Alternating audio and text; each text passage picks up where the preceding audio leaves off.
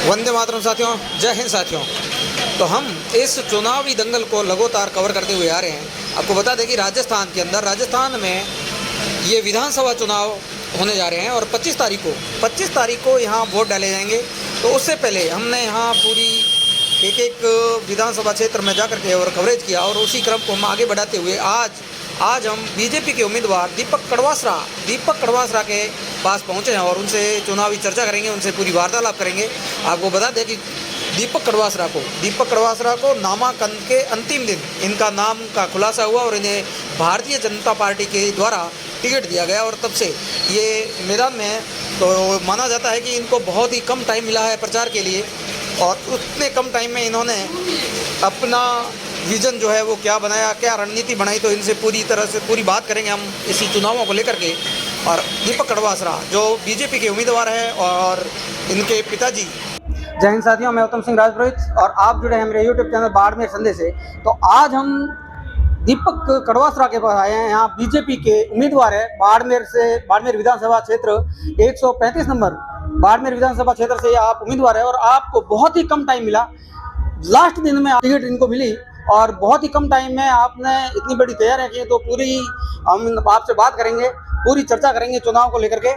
तो दीपक जी, पहले तो आपको मैं इस दीपोत्सव की हार्दिक मंगल कामनाएं देता हूं। और पहले तो आप हमारे चैनल के माध्यम से आप अपना संक्षिप्त में एक परिचय दे दीजिए। नमस्कार सर, आपको भी दीपोत्सव की बहुत बहुत शुभकामनाएं। ये दीपोत्सव जो है वो आप सभी के लिए, आपके दर्शकों के लिए, सबके लिए मंगलमय हो। आपके सभी दर्शकों को मेरा नमस्कार। और मेरे परिचय के बारे में मैं बताऊं तो मेरा नाम दीपक कड़वासरा है।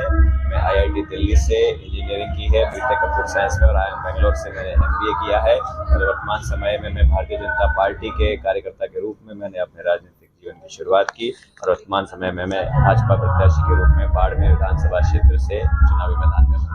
तो दीपक जी, बात कर रहे हैं आपको, जैसे आप मतलब प्रत्याशी बनाया गया बीजेपी की तरफ से, तो आपको इसकी उम्मीद थी? बिल्कुल, निरंतर रूप से मेहनत कर रहे थे। गांव-गांव, ढाणी-ढाणी बाड़मेर शहर के हर घर में संपर्क करने का प्रयास कर रहे थे और एक सेवा का उद्देश्य लेकर इस क्षेत्र में आए थे। तो बिल्कुल इसी हिसाब से ही हम तैयारी भी कर रहे थे और मुझे खुशी है कि विश्व की सबसे बड़ी राजनीतिक पार्टी भारतीय जनता पार्टी ने मुझे जैसे एक सामान्य कार्यकर्ता को ये अवसर प्रदान किया है। जैसा कि आपने पहले कहा कि सबसे अंत में, लेकिन सबसे अंत में अवसर मिलने का अर्थ ये नहीं होता है कि आप रेस में पीछे होते हो। उसके बाद में आपकी रेस क्या रहती है उस पर निर्भर करता है कि उस रेस का परिणाम क्या होगा। अच्छा, तो आपने सारा कुछ बता दिया, तो मैं आपको पूछता हूँ कि इसको लेकर के आपकी तैयारियां कैसी चल रही है?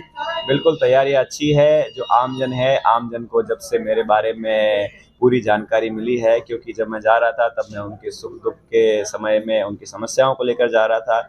मेरा जो शैक्षणिक बैकग्राउंड है उसके बारे में मैंने इतना बढ़ चढ़ कर नहीं बताया, लेकिन अब जब चूंकि आप सब के माध्यम से, मीडिया के माध्यम से उनको पता चला, तो वाकई में वो स्वयं मुझे अप्रोच कर रहे हैं, मुझे फ़ोन करके मुझसे मिलकर कह रहे हैं कि बिल्कुल आप इस तरह के योग्यता के साथ में आप इस क्षेत्र में आए हैं तो हम आप में विश्वास करते हैं और आप निश्चित रूप से हमारा प्रतिनिधित्व करें और हमारी आवाज़ बनकर हमारी समस्याओं का समाधान करें। अच्छा, अब बात करें अवन बहन प्रियंका चौधरी, उनको पहले उनका नामांकन आ रहा था कि उनको टिकट मिलेगी और आप ही के परिवार से वो अलग होके और मतलब निर्दलीय उम्मीदवार है आपके सामने, तो उनको कितनी बड़ी चुनौती मानते हो आप?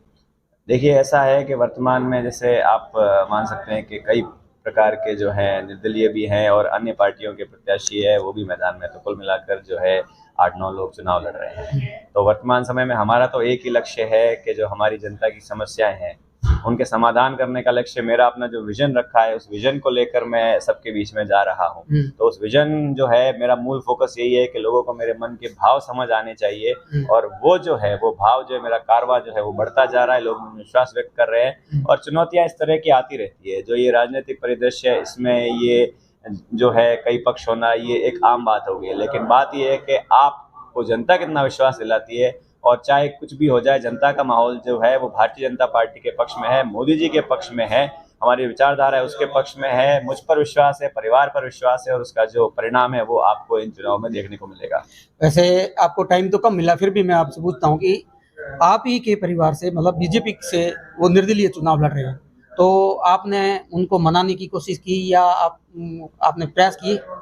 पहले वो भाजपा परिवार के सदस्य थे उस समय जब मैं बात कर रहा हूँ, तब प्रयास किए कि वो जो है वो भारतीय जनता पार्टी, जैसा कि हम सभी जगह जाते थे तब हम यही कहते थे कि हम में से जो भी सारे दावेदार थे, हम में से किसी को भी अगर मौका मिलेगा तो हम सब उसके साथ में जुड़ जाएंगे, क्योंकि हमारा एक लक्ष्य था कि 15 सालों का जो कुशासन है वो खत्म करना है। ये बार बार हर जगह कई बार ये बातें बोली भी गई थी। लोगों ने पूछा कि आप सब ऐसे आ रहे हो इतने सारे लोग, तो आपका क्या रहेगा? तो उस समय यही बात बोली गई कि जिसको भी अवसर मिलेगा, भारतीय जनता पार्टी जिसको भी सिंबल देगी, हम सबको मिलकर उसके साथ में लगना है। लेकिन अब मैं क्या कहूँ कि ये दुर्भाग्य कहूँगा कि जब ये समय आया तो इस समय जिन्हें पार्टी का साथ देना चाहिए था वो पार्टी के साथ नहीं रहे और अब वो इस परिवार के सदस्य नहीं है। तो अब चुनावी मैदान में है, सब लगे हुए हैं, सब देखते हैं और जनता का विश्वास है वो जरूर बनेगा। आपके शब्दों से और भावों से ऐसा लग रहा है कि आज भी आपको वो पीड़ा है कि वो अलग हो गए। नहीं, पीड़ा देखिए उस समय बिल्कुल मनाने के प्रयास किए, तो पीड़ा की ऐसी कोई बात नहीं। मैंने कहा ना, अभी ये पीड़ा को देखने का या वो समय नहीं है। भाव से ऐसा कुछ नहीं लग रहा है। भाव से आपको ये जरूर लगेगा कि हम मैदान में हैं, वो पूर्ण ईमानदारी से, पूरी निष्ठा के साथ में, पूरी मेहनत के साथ में दौड़ रहे हैं। ये भाव आपको लगना चाहिए और ये लग भी रहा है और ये जनता को ये भाव लग रहा है। और आप देखिएगा जब 25 तारीख को जब वोटिंग का समय शुरू होगा तो बैलेट नंबर 2 कमल के फूल के निशान के सामने जो बटन है, उस बटन पे जनता अपना भारी आशीर्वाद प्रदान करेगी, ताकि 3 दिसंबर को जब चुनाव परिणाम आएंगे जिसमें भारतीय जनता पार्टी की प्रचंड बहुमत के साथ सरकार बनने जा रही है, उसमें बाड़मेर विधानसभा से एक प्रतिनिधि है वो विधानसभा में बैठेगा।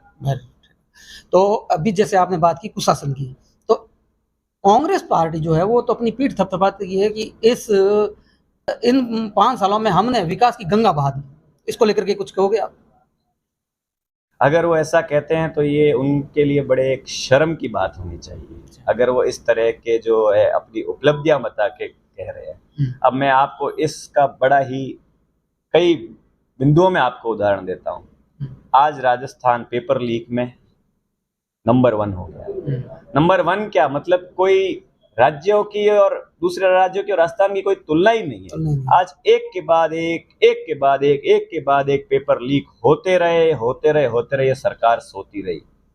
आज किसानों की क्या हालत हो गई है। धोखा देके ये सरकार जो है वो सत्ता में आई थी। आज किसान है अपने आप को पीड़ित महसूस कर रहा है, ठगा हुआ महसूस कर रहा है। उसके पास में जो बिजली है वो बिजली समय पर नहीं पहुंच पा रही है। इन्होंने कहा कि हम बिजली फ्री कर देंगे, माफ कर देंगे, लेकिन वो तो चक्कर बनाने वाली बात थी। एक तरफ से आप जो है इस तरह की घोषणाएं करते हैं और दूसरी तरफ के आपके बिजली के बिल जो है पहले से ज्यादा आ जाते हैं, तो जनता को तो अंत में पैसा देना पड़ता है ना। अगर वो पैसा उन्हें अधिक देना पड़ रहा है तो आप कुछ भी बात कर दो, उससे क्या फायदा होगा। तीसरा, महिलाओं पर अत्याचार की बात, महिलाओं पर दुष्कर्म की बात। आज का आप जो अखबार है उनको आप देख लीजिएगा, उसके अंदर जो इनका पूरा कच्चा चिट्ठा है वो आया हुआ है। उसके अंदर एक एक बात लिखी है। इनकी गारंटियों में कोई दम नहीं। अगर गारंटियों में दम होता, 7 जो भी इन्होंने गारंटियां दी है वो एक वर्ग को टारगेट, हर एक वर्ग को टारगेट करके दी है।